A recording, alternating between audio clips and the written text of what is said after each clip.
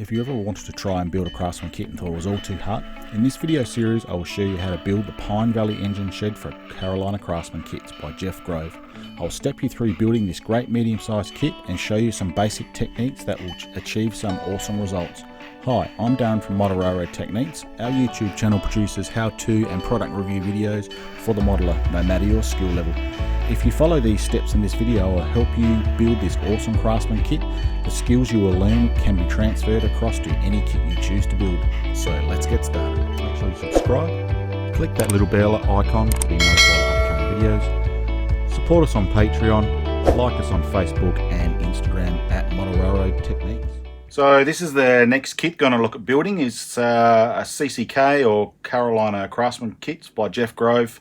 This is the Pine Valley engine house. So this is the first type of kit that I've built like this. So this is the walls just after I've added the bracing to it and before the colour. I'm looking at going sort of an oxidey red, boxcar red type colour. I ended up finding a colour very close to it, surprisingly enough, in my shed, which is, I'm using a fencing colour. So at this point in time, I just undercoated it, obviously put the bracing on, and then I've only done one coat at this point in time. I don't know if you can actually see that, but it's actually coming through with a sort of nice faded type effect. Now in this video, I'm not going to cover the bracing on how I did it. I'll put a link above in the cards and a description below how I've done it in previous videos, but it's pretty self-explanatory how you do it. Still undecided whether I'm going to look at doing the internal detail and all the noggins and all that yet. So I have started with one wall. I need to obviously tidy some of that paint up just to see what it looks like. He has added quite a bit of extra sort of scale lumber in there, sort of 1/8 inch I think that would be. Probably still going to need some more though. So I need to go through to work out whether I'm going to actually put some internal detail in this. So obviously that is the back wall. That's the sort of the finish that I'm getting, the colour, the oxide red. Now what I'm going to look at doing is just picking up some of the detail on this with sort of a brush sort of that size, which is a number 6. Now the colour I'm going to go in with is Antique White by Americana.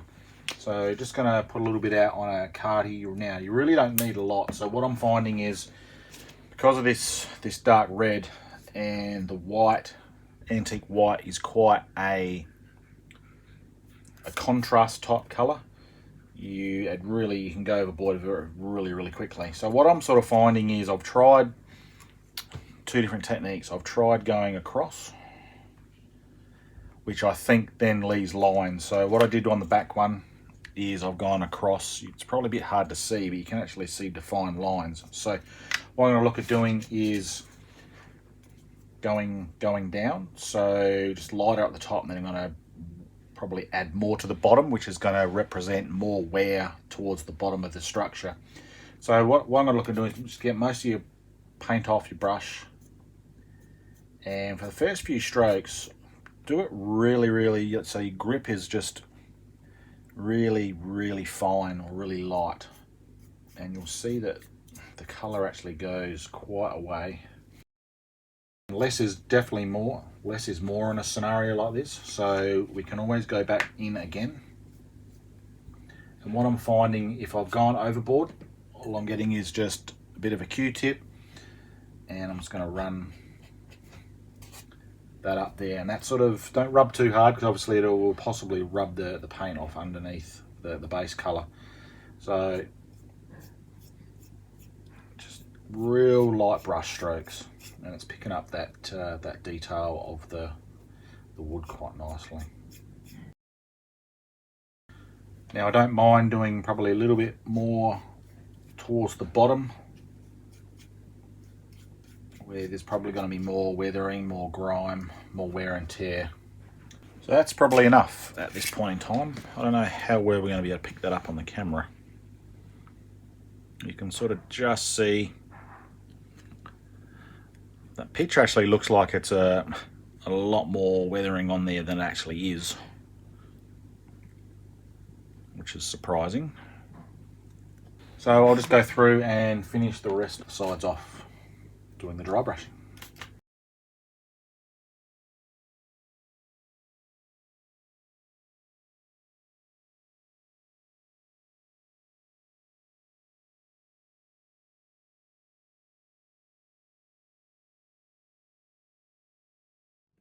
Next step is going in with our pastel chalks. So this is a good opportunity if you think you've gone a little bit overboard with the dry brushing, which I think I possibly have on that one, particularly through this area here. So what you can actually do is go in with a burn umber or something similar. You can just start toning down some of that dry brushing. So the colours I'm going to use is a burnt umber. Just sort of pick random boards and just go down. So what else I'm doing is along the bottom, I'm going to pick up a sort of a dark grey or even a black colour and just replicate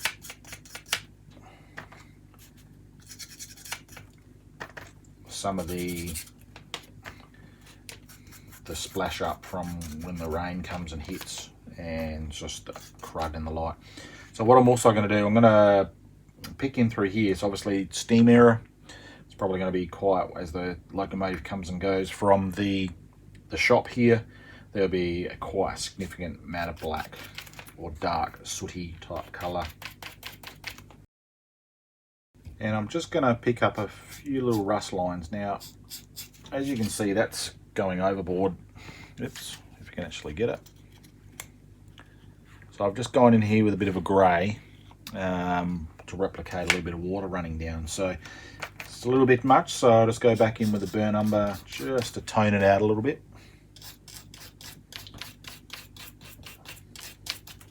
And you sort of get that water running sort of just down through here. So the other colour I'm going to go in is just a bit of an ochre colour. Just pick up a few different boards here and there, just to add a little bit of tonal variation.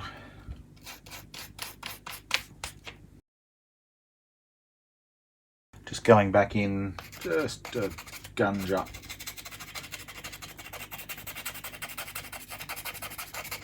sort of above.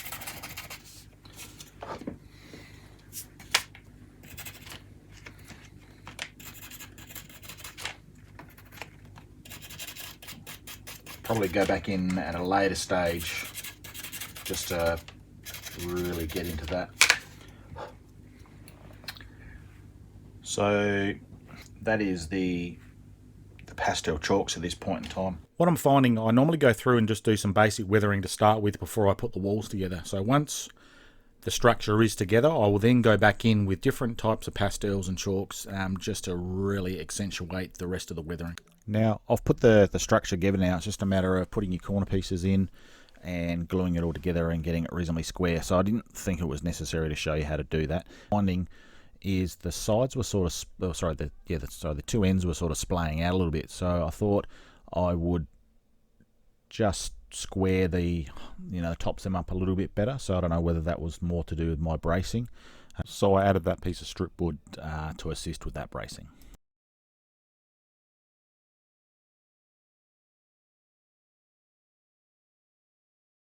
The next thing we're going to do is the titchy windows. So what I've gone through, I've left them on the sprue.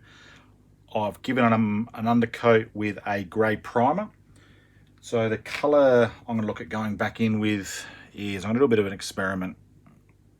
We're going to go Antique White by Americana or Art Deco. So what I'm going to do, I'm going to go in with a small sponge, and then, being it's a light coloured colour, we'll probably have to go back in and do 2 coats with this sponging technique. I really do like the sponge technique. Just gives a nice randomness of coating and colouring over the model. You just can't get that with a paintbrush.